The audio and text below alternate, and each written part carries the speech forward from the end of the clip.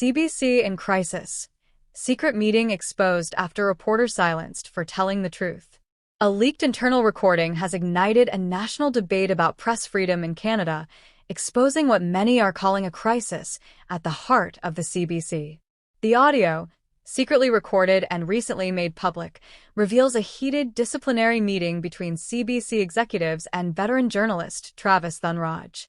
At the center of the controversy is a tweet Dhanraj posted in April 2024, in which he shared that CBC President Catherine Tate had declined an interview request from Canada Tonight, the very show Dhanraj hosts.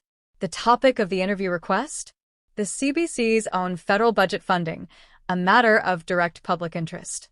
Rather than being supported for pursuing transparency, Dhanraj was reprimanded by senior staff.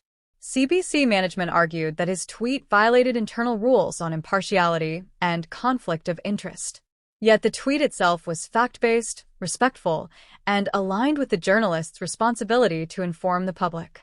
This is unfortunate, Dhanraj had concluded in the post, a phrase that would become the catalyst for what critics now describe as a clear effort to suppress journalism.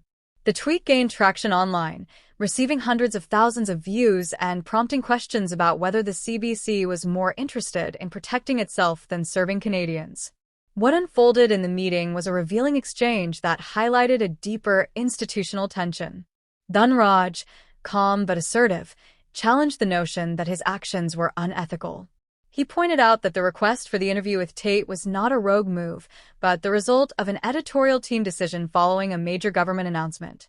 The federal budget included new funding for the CBC, and the team saw this as a timely opportunity to ask critical questions about the broadcaster's direction, priorities, and the impact on jobs. Dhanraj emphasized that the interview request, and the tweet about its rejection, was journalism in its purest form. In the audio, a CBC executive identified as Andra attempted to frame the issue as one of perceived conflict of interest, suggesting that because Dhanraj is a unionized employee of CBC, publicly criticizing the organization could appear inappropriate. But Dhanraj pushed back forcefully, stating that holding leadership accountable is not only appropriate, it is necessary. He questioned how the public broadcaster could claim impartiality while actively silencing its own reporters for asking reasonable, fact-based questions. "I find it problematic," he said, "that we're in a meeting where we're discussing something that is in the interests of the corporation, but not necessarily in the interest of journalism." The timing of the leak has only added to the controversy. It emerged just after a snap federal election was held on April 28, 2025, an election triggered by newly appointed Prime Minister Mark Carney.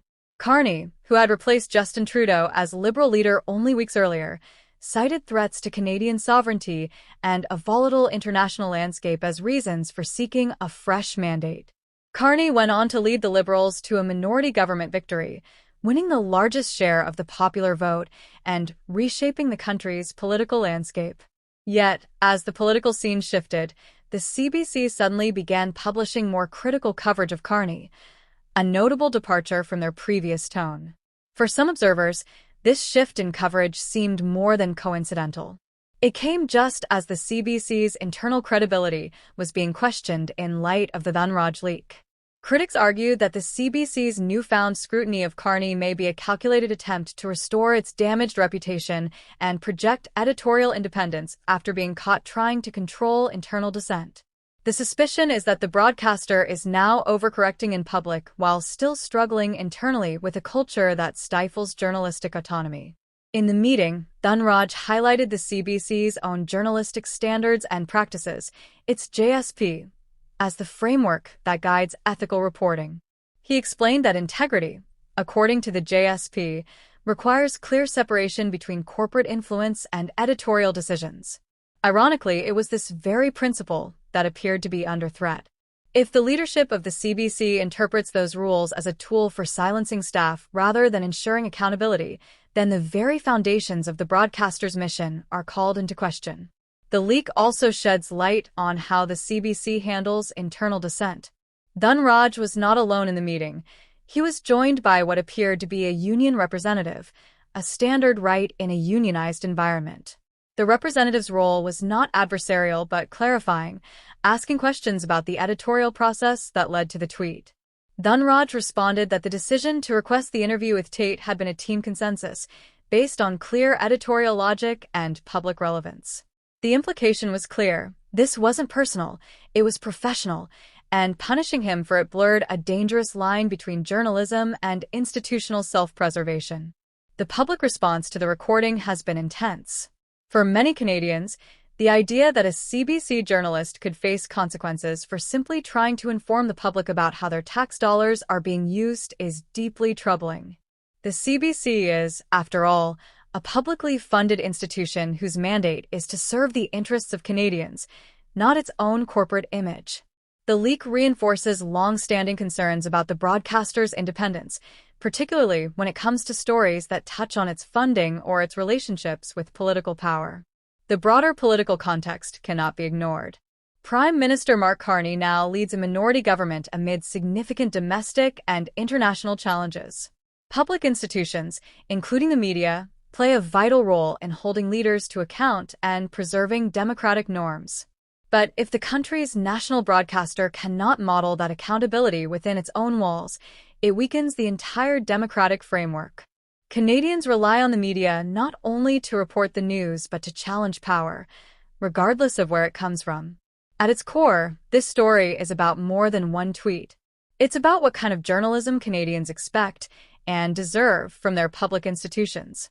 Dhanraj's situation highlights the uncomfortable reality that, even within a publicly funded newsroom, speaking uncomfortable truths can carry personal risk. If journalists fear retribution for doing their jobs, then transparency suffers, trust erodes, and the line between public service and public relations begins to blur. As this story continues to unfold, the CBC faces a choice. It can reaffirm its commitment to fearless, independent journalism by addressing its internal culture and supporting reporters who challenge authority, even when that authority is internal. Or it can continue to manage its image at the expense of the truth. The stakes are high, not just for one journalist, but for the credibility of a national institution at a time when Canadians need honesty, accountability, and integrity more than ever.